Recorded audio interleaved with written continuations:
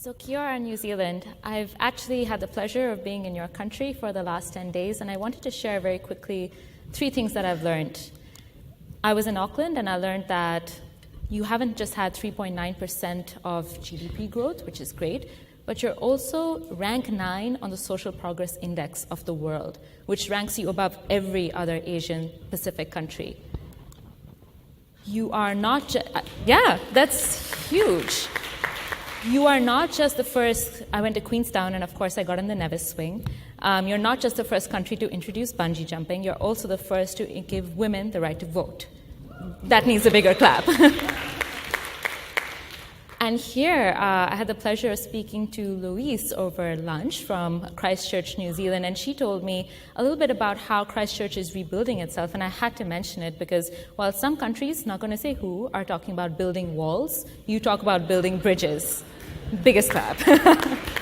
So thank you so much for having me here. And I think just rethinking the way you're rebuilding your city here is similar to Impact Investment's approach to rebuilding finance. So for us at Impact Investment Exchange, it's about democratizing capital markets such that they work for all. 2.5 billion people are excluded from the financial system, and I used to work with a hedge fund, so I know this for a fact.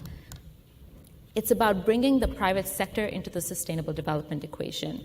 Right now, out of the 100 biggest economic entities in the world, 69 are corporates. That means we have to tap into private sector capital to solve sustainable development issues. We can't continue to rely on grant capital from governments or foundations. So private sector has the wealth to play a role here. And lastly, for us, impact investing is when you're supporting sustainable and scalable market-based solutions. So for instance, if you look at some of the sectors that impact investment has the most traction in, it's clean energy and agriculture. These are sectors that don't need to rely on grants, which means you can free up grants to focus on things that grant capital needs to be focused on, like disaster resilience.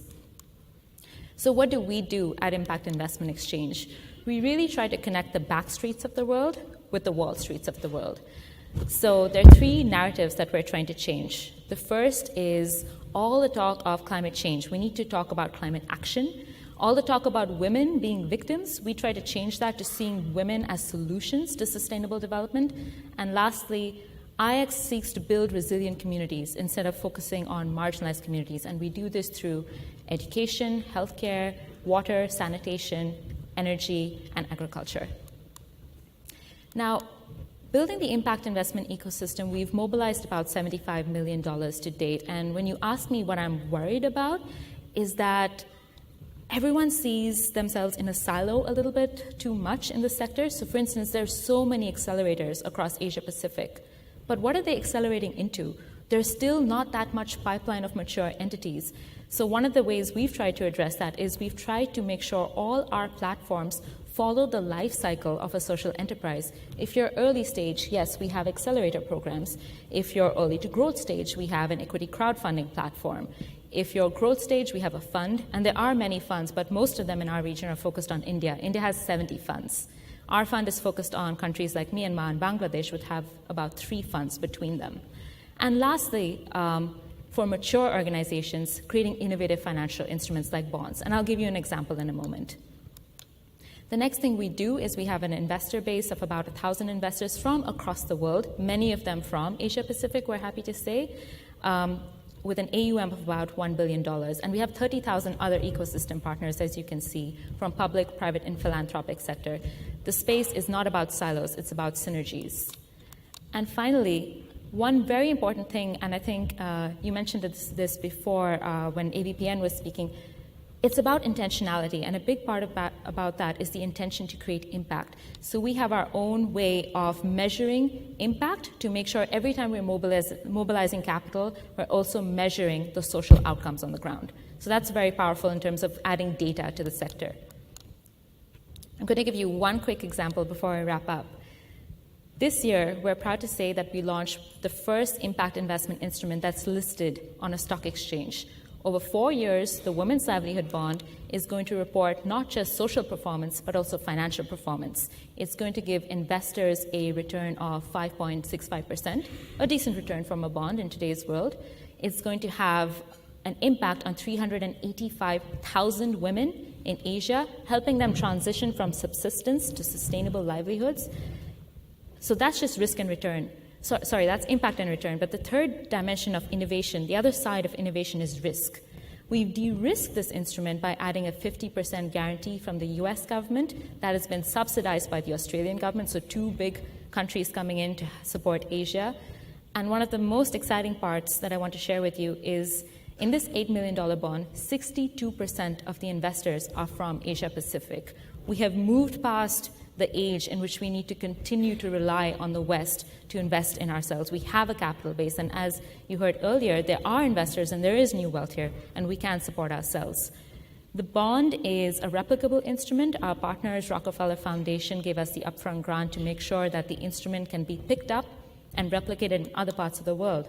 So happily, not only do we have a successful instrument listed for the first time on a stock exchange, the Singapore Stock Exchange, we are also replicating this across the world to address different issues.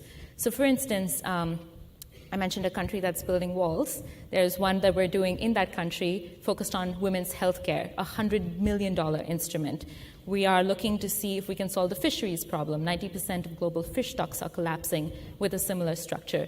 What's really unique and powerful about any impact investment instrument is if it brings private sector in, if there's leverage, which means for a little bit of grant funding up front, you can unlock a lot of investment from private sector, and thirdly, if it's replicable.